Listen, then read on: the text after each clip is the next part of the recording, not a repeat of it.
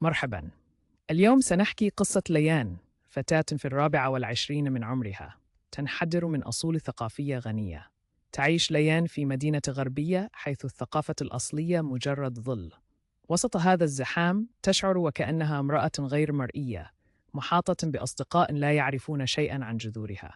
تعتقد أن الانطباع العام هو ما يحدد هويتها، لذا حاولت إخفاء كل ما له علاقة بثقافتها. لكن قلبها يعاني من صراع داخلي، فهي في رحلة لإيجاد نفسها. ليان كانت تحاول جهدها لتتجنب أي شيء يذكرها بهويتها. لا تتحدث بلغتها الأم وتخجل من اسمها الأصلي الذي يبدو غريباً في آذان الآخرين.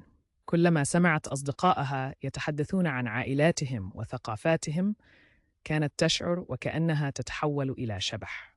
كانت تغير مظهرها، ترتدي ملابس تعكس آخر صيحات الموضة الغربية على أمل أن تعتبر عادية. لكن في أعماقها كانت تشعر بالانفصال، وكأن هناك قطعة مفقودة من هويتها. في يوم من الأيام قررت ليان حضور فعالية ثقافية في المدينة. لم تتوقع أن يحدث شيء مميز، لكنها شعرت بشيء ما في الهواء. وجدت هناك سلمى، الفنانة المعروفة التي تعتز بثقافتها وتشاركها بفخر. عندما صعدت سلمى إلى المسرح، بدأت تتحدث عن أهمية الهوية والجذور بطريقة عاطفية مؤثرة. كان حديثها كالسحر، يبعث الحياة في مشاعر ليان المدفونة.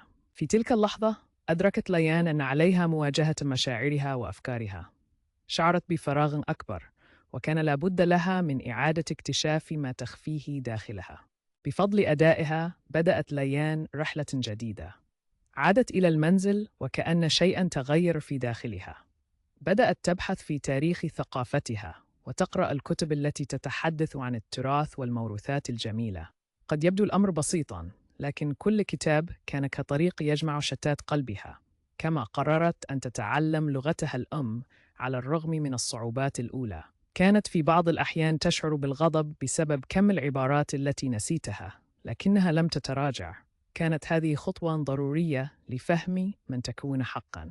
بدأت ليان تكتشف الفخر بتراثها. مع مرور الوقت توقفت ليان عن الهروب. بدأت تنشر محتوى على وسائل التواصل الاجتماعي يتعلق بهويتها وثقافتها. لم يكن الأمر سهلاً، حيث واجهت انتقادات والبعض لم يفهم الطريق الذي اختارته. لكنها لم تستسلم. كل تفاعل مشجع كان قوة تدفعها للأمام. بدأت تظهر عبر الفيديوهات تتحدث بلغة أجمل وأصيلة وتشارك قصصاً من ثقافتها. تفاجأت كم كان الناس يتواصلون معها ويشاركون تجاربهم وتحدياتهم. شعرت كأنها أصبحت صوتاً يمثل الكثيرين، حتى الذين يشعرون بالضياع في هويتهم. اليوم تغيرت ليان تماماً.